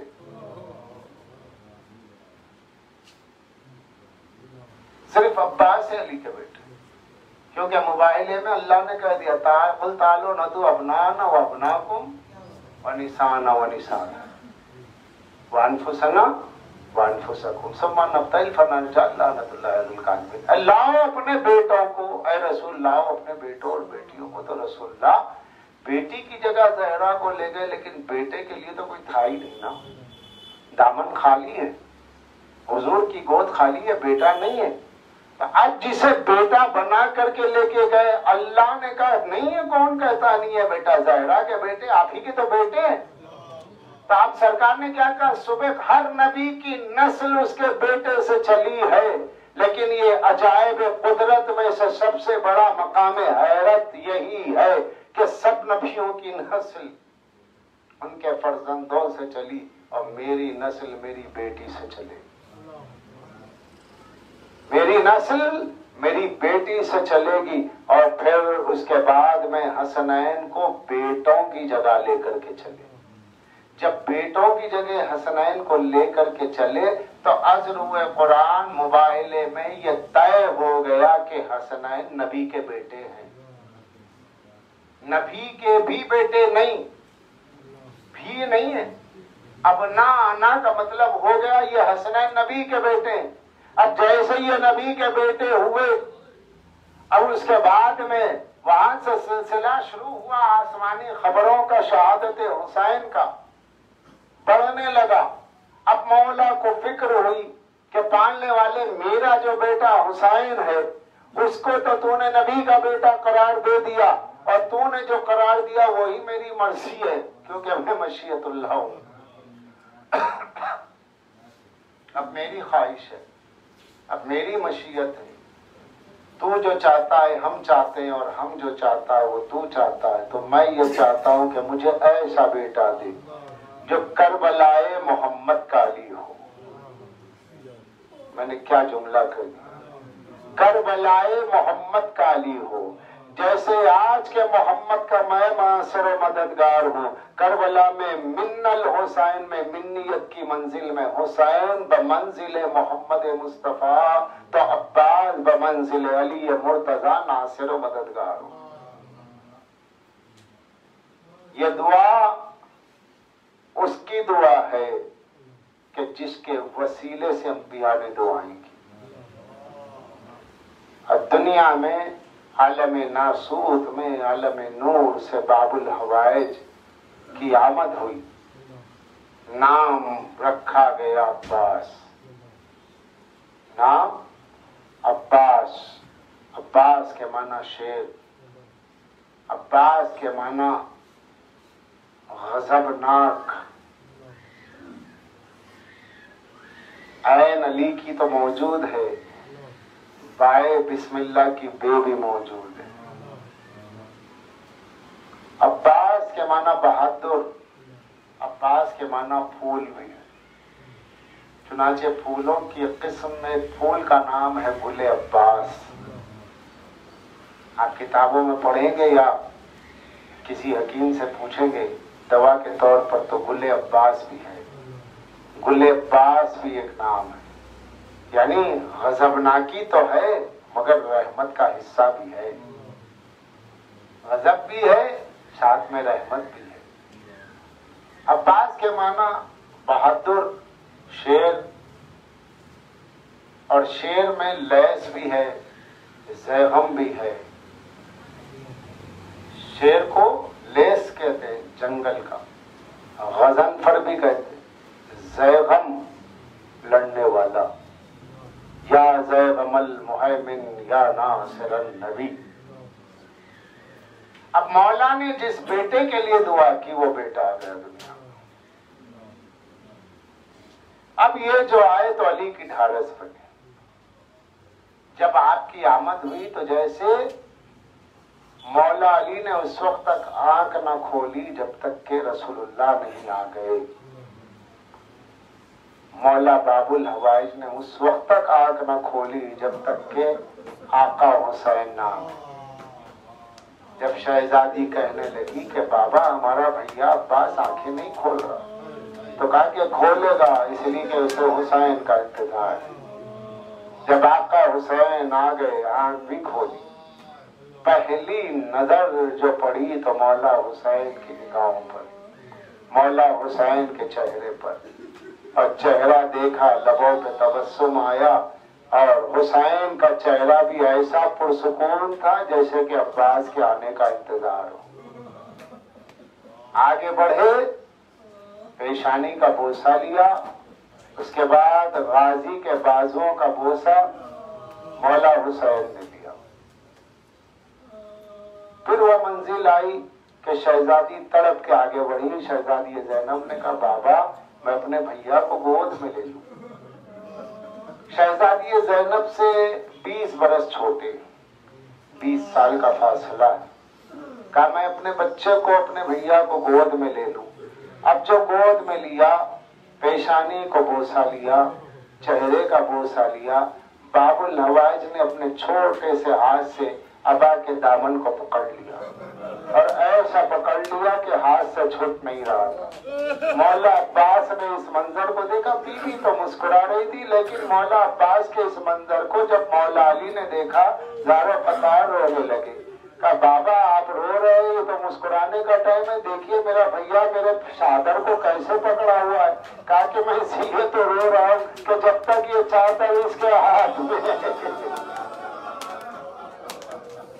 اللہ اکبر، جب تک یہ چادر اس کے ہاتھوں میں ہے، زینب تیری چادر محفوظ ہے۔ شہزادی ام کلثوم نے بھی اپنی گود میں لیا تو وہی منظر تھا۔ اب سوچے مولا عباس کو کتنا پیار اس گھر میں ملا ہے۔ زینب و ام جیسی بہنیں، حسن و حسین جیسے بھائی ہیں۔ عالم یہ تھا کہ مولا عباس بہت کم زمین پہ قدم رکھے، زیادہ تر مولا عباس کی زمین زینب و ام کلثوم کی آغوش رہی۔ इतनी रही कि कभी एक वक्त वो आया कि शहजादी उम्मुल बनीन ने आगे बढ़ करके अपनी बेटियों से कहा, हाँ शहजादी की तो बेटियां ही हैं, शहजादी ज़ैनब उम्मे कुलसूम, आगे बढ़ के कहा कि शहजादियों बहुत दिन से मैं कुछ बात कहना चाहती हूँ लेकिन हिम्मत नहीं पड़ रही, तुम फातिमा तो ज़हरा की औलाद हो। तो कहा नहीं अम्मा, आप हमारी माँ भी हो, क्या बात हो गई, आप हमसे नहीं बोलेंगी तो किससे बोलेंगी। कहा फरमाइए। आगे बेटे बात कुछ नहीं है, बस इतनी है कि तुम दोनों इस पर अपनी ममता लुटा रही हो, अल्लाह तुम लोगों को सलामत रखे, लेकिन मैं तुमसे सिर्फ एक गुजारिश ये करती हूँ कि कभी कभी दिन में एक लम्हे के लिए मेरी गोद में भी दे दिया करो ताकि मैं अब्बास को कुछ देर अपनी गोद में रख सकूं। बस तुमसे इतनी गुजारिश है, तुम्हारी अम्मा का ज़हरा वास्ता मेरी बात का बुरा ना मानना। ये सुनना था कि बीबी ज़ैनब रोने लगी तो शहजादी उम्मुल बनीन ने न रुख किया बकी की तरफ का, शहजादी मुझे माफ करे, शायद आपकी बेटी का दिल दुखा है। शहजादी ज़ैनब आगे बढ़ के गले से लगा लिया उम्मुल बनीन को, कहा नहीं अम्मा हमारा दिल नहीं दुखेगा, आप हमारी माँ हो, लेकिन हम क्या करें, जरी सी देर को ये बच्चा जुदा होता है तो हमारे सीने में दिल नहीं रहता। अब सोचिएगा इतनी मोहब्बतों में अब्बास पले, इनकी गोदियों में पले, और क्या आलम होगा। उस हसीन मंजर को आप तस्वुर में रखें कि एक तरफ शहजादी ज़ैनब है, एक तरफ शहजादी उम्मे कुलसूम है, जमीन पे अब्बास को लेके चल रहा है तो दोनों की उंगलियां पकड़े हुए चल रहे हैं नन्हे नन्हे कदमों के साथ, और हुसैन सर पे हाथ रखे हुए, अब्बास बेटा चलते रहो, अब्बास चलते रहो। पलट के देखा हुसैन, दाएं देखा ज़ैनब, बाएं देखा उम्मे कुलसूम, आगे देखा अली, किस मंजर में परवरिश पाए हैं गाजी।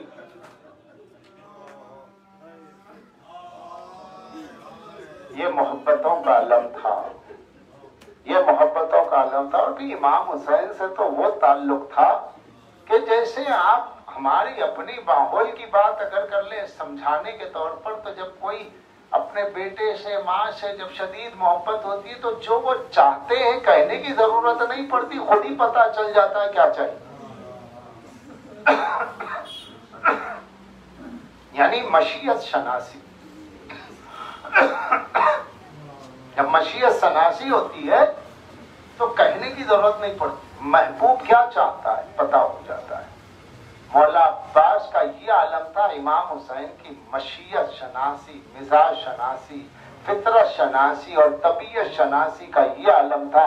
आरिफ हुसैन, इस हद तक आरिफ हुसैन के जहां तक की कोई गुंजाइश नहीं, ऐने हुसैन बने हुए थे।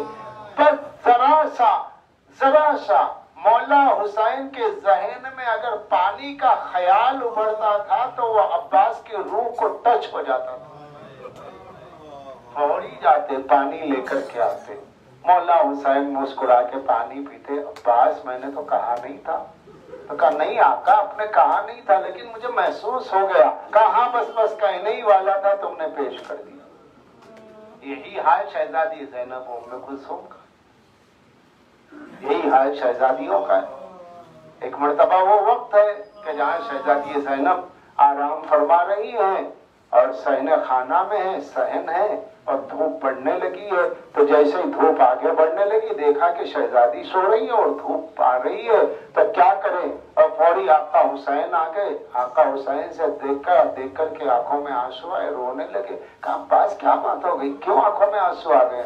कहा नहीं आका बात वो नहीं है, धूप सहन में आ रही है और मेरी शहजादी आराम कर रही है।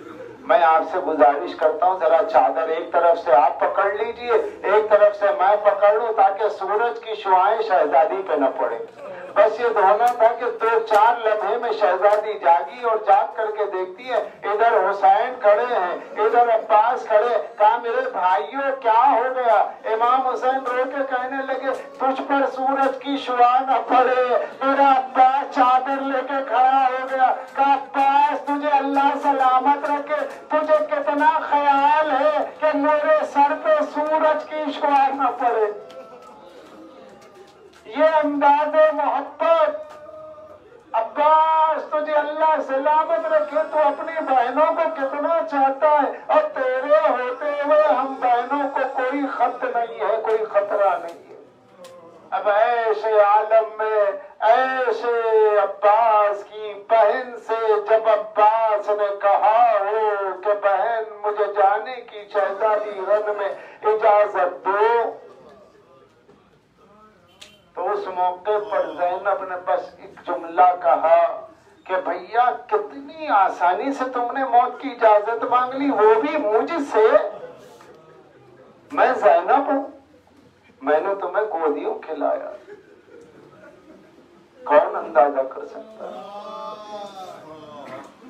पढ़ने को तो बहुत कुछ है मसाइल में, लेकिन मुझे अचानक अल्लामा रशीद तुराबी की वो तकरीर याद आ रही है जिसमें उन्होंने बाबुल हवाइज के मसाइल पढ़े थे। बच्चों के वो बहुत पढ़े लिखे आदमी थे, बहुत बड़े पढ़े लिखे खतीब थे, और वो जो रिवायतें पढ़ते थे जाहिर सी बात है पूरी हवालेजात के साथ, तो वो खुद एक हवाला। अल्लामा रशीद तुराबी साहब क़िबला ने एक रिवायत पढ़ी थी बाबुल हवाइज से मुताल्लिक़ कि सरकार दो आलम की खिदमत में जिब्राइल आए, मट्टी पेश की, हसनैन को गोद में लिए हुए जब प्यार कर रहे थे मौला हुसैन को, तो कहा जिब्राइल रोने लगे। कहा जिब्राइल रोते क्यों? ये मेरी मोहब्बत है, ये मेरा बेटा। तो कहा कि बेशक आपका बेटा है, लेकिन मैं रो इसलिए रहा हूं कि ये करबला में मारा जाएगा, ये उसकी मिट्टी है। तो रसूल रोते रहे और बताया कि ज़हरा ये होगा, शहजादी रोई। तो कहा बाबा इतना पूछिए, क्या उस वक्त आप होंगे? का नहीं। काबुल हसन होंगे? का नहीं। का मेरा बेटा शब्बर होगा? तो फरमाया गया कि नहीं। तो रो के ज़हरा ने कहा क्या मेरा बच्चा हुसैन अकेला हो जाएगा?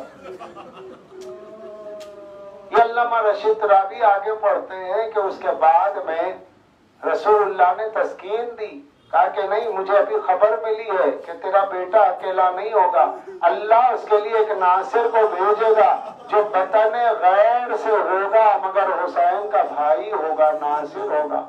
ये सुनना था कि शहजादी ज़हरा रो के कहने लगी क्या मैं उस वक्त मौजूद न होंगी? कहा कि नहीं बेटी, तुम भी नहीं होगी, वतन गैर से होगा, अब्बास का भाई, वो अब्बा हुसैन का भाई होगा। का उसका नाम क्या होगा? तो जिब्रील ने बताया उसका नाम अब्बास होगा। अब्बास पहले ही से नाम अर्श पे रख दिया गया, अर्श पर पहले ही लिख दिया गया। ये सुनना था कि शहजादी कौन है? रोने लगी, मजीद रोने लगी। जब मजीद रोने लगी तो सरकार ने कहा मेरी बेटी हुसैन तन्हा नहीं होगा, उसका नासिर होगा। फिर रोने की वजह तो शहजादी ज़हरा ने रो के कहा बाबा अब मैं जो रो रही हूँ वो इस हसरत में रो रही हूँ, काश मैं जिंदा होती तो उस बच्चे की खिदमत करती जो मेरे हुसैन का नासिर होगा। अल्लाह अकबर। जिसके खिदमत की तमन्ना ज़हरा करे उसको अब्बास कहते हैं, जिसके खिदमत की तमन्ना ज़हरा करे उसे अब्बास कहते हैं। और वही अब्बास आते हैं, इजाजत तलब करते ही इजाजत नहीं मिलती। जब इजाजत तलब करते ही इजाजत नहीं मिलती तो उसके बाद खेमों में आते हैं तो शहजादी सकीना सलामुल्लाह अलैहा की बारगाह में आन करके बच्ची के सामने दो जानू तय करके बैठ जाते हैं और कहते हैं शहजादी बताओ मैं कौन हूँ? कहा कि आप मेरे चचा हो, बस और कुछ नहीं। तो कहा कि नहीं शहजादी, तो मुंह पे हाथ रख के कहा चचा बुजुर्ग कभी इस तरह की बातें बच्चों से नहीं करते, आपका लहजा हमेशा इस अंदाज का होता है, मेरा दिल टुकड़े हो जाता है, मैं आपकी बेटी हूँ। तो हाथ जोड़ के कहने लगे अगर वाकई मुझे अपने चचा को इतना बड़ा दर्जा देती हो और मेरा यकीन है कि मेरी बात सुन लोगी तो मुझे अपने बाबा से इजाजत देना। तो रख के मुंह पे चेहरे पर हाथ रख के कहा चचा मैं कैसे इजाजत दिलाऊं? अरे जो भी मैदान में इजाजत लेके गया वापस नहीं आ। चचा ये मैदान नहीं है, ये तो अपनों का मक्तल है, जो जाता है वापस नहीं आता। लेकिन मौला अब्बास का चेहरा एक मर्तबा उतरा, समझ गए कि अब इजाजत नहीं मिलेगी। उतरे हुए चेहरे को शहजादी ने देखा تو ایک مرتبہ آگے بڑھی، آگے بڑھ کر کے مشکیزہ لیا، بچوں کو دیکھا، مشکیزہ لیا، لے کر کے چل لیے، کہا چچا اجازت تو دلواؤں گی لیکن مشکیزہ دے کر کے کہتی ہوں پانی لانے کی اجازت دلواؤں گی۔ کہا کہ ٹھیک ہے اجازت تو دلوا دو۔ اب مشکیزہ لیا، ایک کاندھے پر رکھا اور اس کے بعد میں علم بی بی نے لیا، لے کر کے ہاتھ میں دیا اور شہزادی سکینہ کو گود میں لیا، گود میں لے کر کے مشکیزہ ایک ہاتھ پہ رکھ کر کے خیمہ حسین میں جو داخل ہوئے، حسین نے منظر دیکھا، ایک ہاتھ پہ مشکیزہ، ایک ہاتھ میں سکینہ، دیکھ کر کے کہا عباس ایسی سفارش لائے ہو جو کبھی رد نہیں ہو سکتی۔ عباس نے بھی طے کر لیا پروردگارا، ارے جیسے سکینہ سے سفارش رد نہ ہوئی، اب قیامت تک سکینہ سے میرا رشتہ نہ ٹوٹے۔ کسی کے علم کے ساتھ مشق نہیں ہوتی، مشق و علم ساتھ ہوتے، یہ چچا بھتیجی کا رشتہ ہے جو صبح قیامت تک علم اور مشق کی صورت میں ہے۔ اس کے بعد اجازت دی، اور جب اجازت دی مولا حسین نے کہا کہ جاؤ بھائی میں تمہیں اجازت دیتا ہوں۔ شہزادی زینب و ام کلثوم سے بہنوں سے رخصت ہوئے۔ اب وہ دلوں کی کیفیت تو ایسی ہے کہ اگر اس دل کی کیفیت کا احساس ہمارے دل پہ ہو جائے، یقین مانیے کہ موت ہو جائے گی۔ میں نے جو منظر کشی آپ کے سامنے رکھی، عباس کس طریقے سے بہنوں میں پلے بڑے ہیں اور اس کے بعد جب مرنے کی اجازت چاہ رہے ہیں تو بہنوں پہ کیا گزری ہوگی، شہزادیوں پہ کیا گزری ہوگی۔ خیر میدان میں آئے، اور جب میدان میں آئے تو گھاٹ کی طرف جانے لگے، اور جب گھاٹ کی طرف بڑھتے گئے، قدم بڑھتے گئے، لشکر کائی کی طرف ہٹنے لگا، اس لیے کہ کسی میں اتنی ہمت نہیں تھی کہ جو باب الحوائج کے آگے آ سکے۔ باب الحوائج گئے، نہر پہ قبضہ کیا، اور جب نہر پہ قبضہ کیا چلو میں پانی لیا، پانی لی کے منہ پہ مارا اور بتا دیا کہ دیکھو قبضہ بھی ہمارا ہے، اور نہر پہ قبضے کے ساتھ پرچم کو گاڑ کر کے پانی چلو میں لیا، مشک بھی بھر لی، فاتح فرات ہو گئے۔ بتا دیا تمہارا سارا لشکر ایک طرف ہے، میں حسین کا علمدار ایک طرف ہوں، ایک علمدار حسین مکمل ایک لشکر ہے، ایک علمدار حسین مکمل ایک لشکر ہے۔ اور جب پانی بھر کے دکھا دیا تو ہر طرف سے شور و غوغا بلند ہوا، اور جب چلو میں پانی لیا، کہنے والے کہتے ہیں عباس پینا چاہتے تھے، معاذ اللہ عباس پینا کیسے چاہیں گے، پانی لے کے دشمن کو دکھایا کہ دیکھو یہ میرے ہاتھ ہیں، یہ میرے بازو ہیں، میں ید اللہ کا بیٹا ہوں، میں عین اللہ کا بیٹا ہوں۔ پانی ہاتھ میں لیا اور مشک سکینہ کو بھرا، اور جب مشک سکینہ کو بھر کر کے چلے تو کتنا کسی میں ہمت نہیں تھی جو آگے سے تلوار چلا سکے، یا آگے سے بھالا بھی، حالانکہ نیزہ باندھنے کے لیے کافی فاصلہ ہوتا ہے، مگر نگاہ عباس کی جلالت ایسی تھی کہ لشکر سامنے سے ہٹ چکا تھا، پیچھے سے حملہ ہوا، اور جب پیچھے سے تیر کے ساتھ حملہ ہوا تو وہ وقت تھا کہ جہاں پر تیر آیا مولا کے بازو میں لگا، مگر آپ نے تیر کی پرواہ نہیں کی، آگے بڑھتے چلے گئے۔ اب ہر طرف سے لشکر نے گھیرنا شروع کیا، غازی نے مشکیزے کو پہلوؤں سے نکالا، نکال کر کے اپنے سینے پر رکھا، علم کو قریب کیا، بازو میں لے لیا، دونوں گھٹنوں کے درمیان علم کو اور مشکیزے کو لے کر کے اب تیزی سے گھوڑا آگے بڑھانے لگے، مگر ظالموں نے ہر طرف سے ایسا حملہ کیا۔ حکیم ابن طفیل نے دھوکے سے وار کیا، بازو عباس پر حملہ کیا، بازو عباس شہید ہوا۔ عباس نے دوسرے بازو سے علم کو تھاما، جب دوسرا بازو شہید ہوا تو دونوں زانوں میں علم کو لیا، مشکیزے کو لیا۔ عزیزو وہ وقت آیا کہ ایک مرتبہ تیر آیا، تیر عباس کی آنکھوں پہ لگا، عباس نے سر کو جھکا کر دونوں گھٹنوں سے تیر کو نکالا، پھر دوسرا تیر آیا، آنکھ میں پیوست ہوا۔ اب عباس کرے تو کیا کرے، عزیزان گرامی گھوڑے پہ عباس سنبھل نہ سکے۔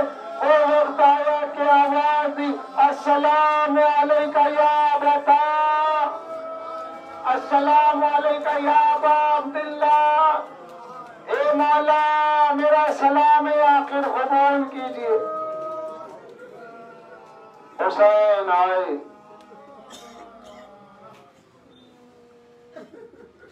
یہاں پر مجھے وہ فقرہ یاد آتا ہے جو آپ صرف اور صرف وہیں پڑھتے ہیں. حرم باب الحوائج میں زیارت رکھی ہے، جو وہاں پڑھتے یہاں نہیں پڑھتے. لعن اللہ من قتلت کا ولعن اللہ من ظلمت کا بأیدیہم وألسنتہم. لعنت ہو ان پر جنہوں نے آپ کو ہاتھ سے قتل کیا اور زبان سے قتل کیا. انشاءاللہ یہ فقرہ بہت رلائے گا. 8 محرم اگر آئندہ سال نصیب نہ ہو تو یہی مجلس ہماری شفاعت کا ذریعہ ہے. آج کے آنسو ہماری شفاعت کا ذریعہ ہے. لعنت ہو ان پر جنہوں نے آپ کو اپنے ہاتھ سے قتل کیا میرے غازی، اور اپنی زبان سے. زبان سے کب کون قتل ہوتا ہے؟ اب سنیں، مولا علی فرماتے، مولا عباس کے بابا کہتے ربا من قول انفذ من صول. تلوار کے زخم سے زیادہ زبان کا زخم ہوتا ہے. تلوار کے زخم سے زیادہ زبان کا زخم ہوتا ہے. جب یہ ہے تب سوچے زبان کا زخم کیا ہے. اشقی آئے اور جب عباس کی آنکھوں میں تیر لگا، تیر لگنے کے بازو قتل ہوئے، بازو شہید ہونے کے بعد، تیر لگنے کے بعد غازی جب سر اقدس پر گرز لگا اور میرا مولا عباس زمین پر افتادہ ہوا تو بھاگے ہوئے ٹڈی دل لشکر کے لوگ آگے آئے، پیادہ آن کر کے کہنے لگے زبان کا زخم دیا، تیر مارا، تلوار ماری، گرز مارا، اب کچھ نہیں تھا، اب زبان کا زخم دیا گیا. کیوں عباس؟ کیا پانی پہنچ گیا خیمے میں؟ عباس کیا خیمے میں پانی پہنچ گیا؟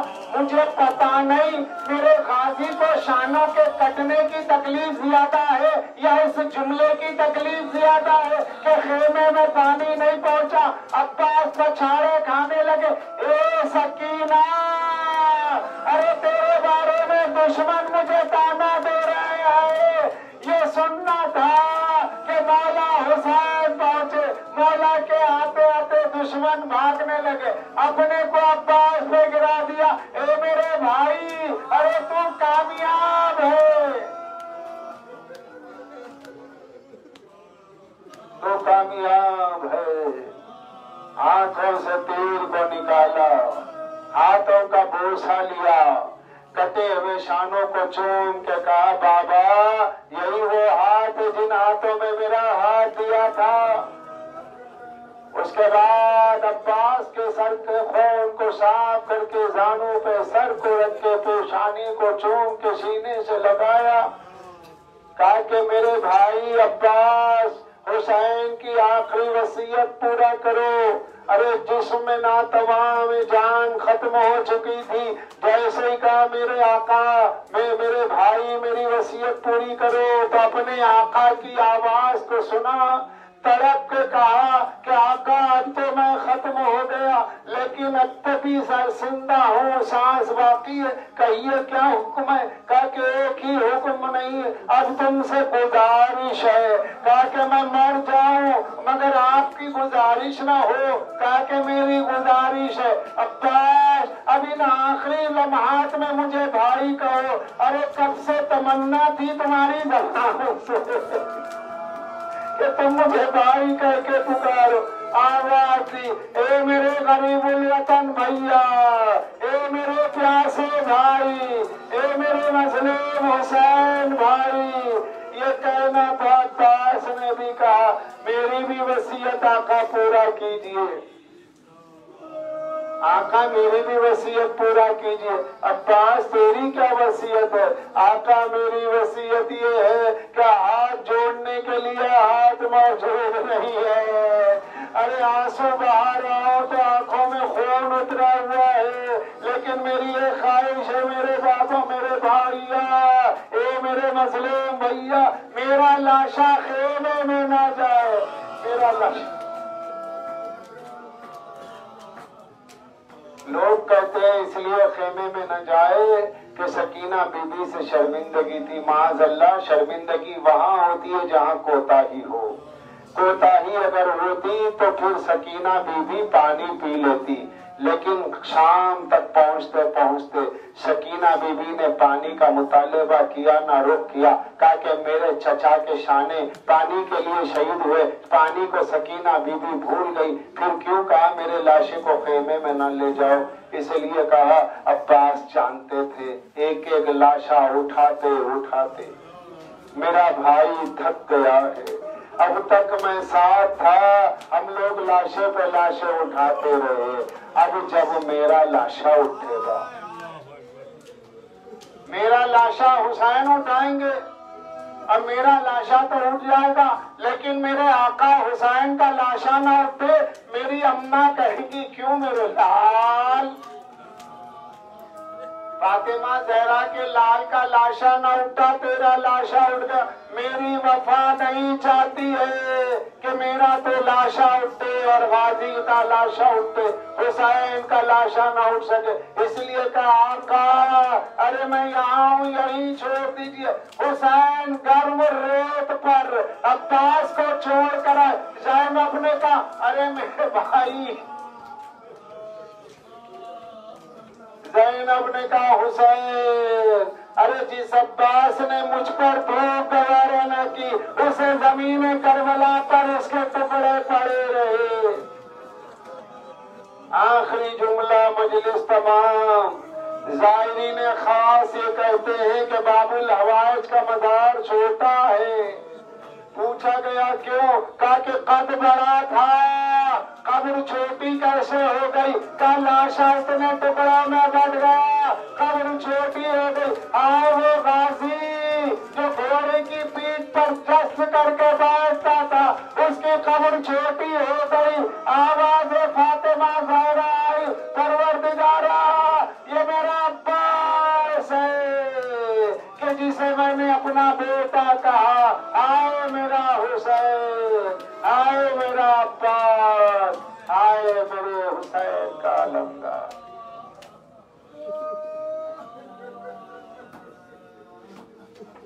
پالنے والے مجھے واسطہ ذکر عباس کا ہمیں کوئی غم نہ دے بجز غم حسین کے، یہ ذکر عزاد کے قبول فرما اور تمام دنیا کے عزاداروں کو وبائی امراض سے محفوظ فرما، داخلی اور خارجی طور پر عزاداری کے مخالفین اور عزاداری کو سبک کرنے والوں کو ذلیل و خوار فرما، ظہور امام میں تعجیل فرما۔ ایک اعلان سماعت فرمائے، کل پہلی 1 ساعت دن کے ٹھیک 1 بجے کل کی مجلس آستان اصغری میں منعقد ہوگی، جسے اب خادم پڑے گا، شواری شہزادی علی اصغر علیہ السلام اٹھائے جائے گی، محمد علی رضوی صاحب، فرزندار میر اصغر علی صاحب آپ سے شرکت کے متمنی، ماتم حسین۔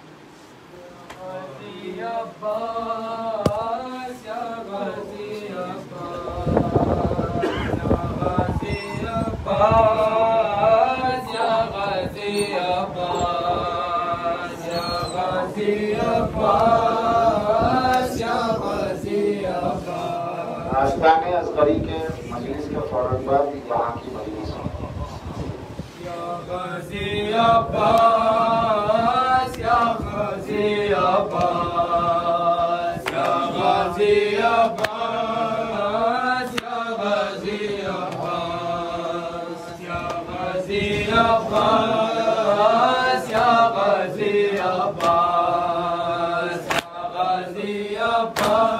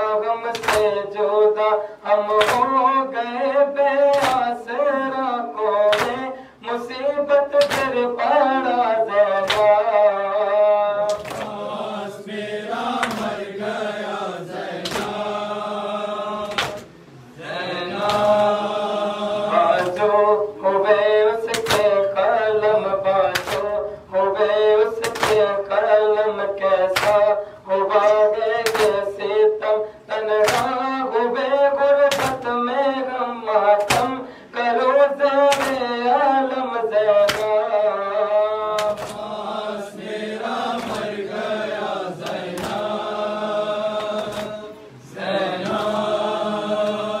آتا علم کو دیکھ کر آتا علم کو دیکھ کر پوچھا چچا سے تھا مگر در پر ہے اس کی منتظر اس کو نہیں اس کی خبر زینب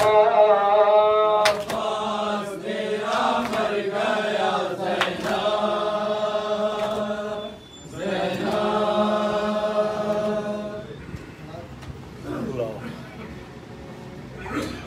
جب سے چھنی میں صدا دیتی رہی تو نہ آیا غازی سے چھنی میں صدا دیتی رہی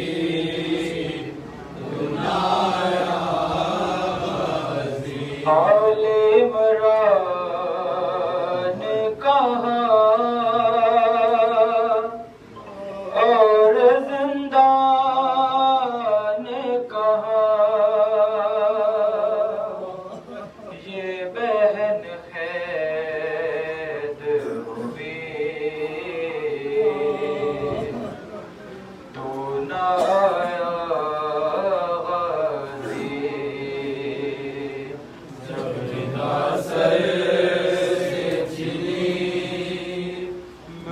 صدا دیتی رہی تو نہ آیا غازی خریدا سر سے چھنی میں صدا دیتی رہی کو پانی نہ ملے تیری خوشبو تو رہے تیرے بازو نہ کٹے چاہے مشکل سچ دے مگر ہو نہ سکا تیرے بازو ہے جدا جھکتے ہے تشدد بھی تو نہ آیا غازی خریدا سر سے چھنی میں صدا دیتی رہی تو نہ آیا تمہیں پوچھا شجر سے آباد تھا گھر برہنا میرا سر کیا نہیں تجھ کو خبر اے علمدار وفا اس بہن کو بخدا اسے ڈھارا سی بڑی تو نہ آیا غازی خریدا سر سے چھنی میں صدا دیتی رہی تو نہ آیا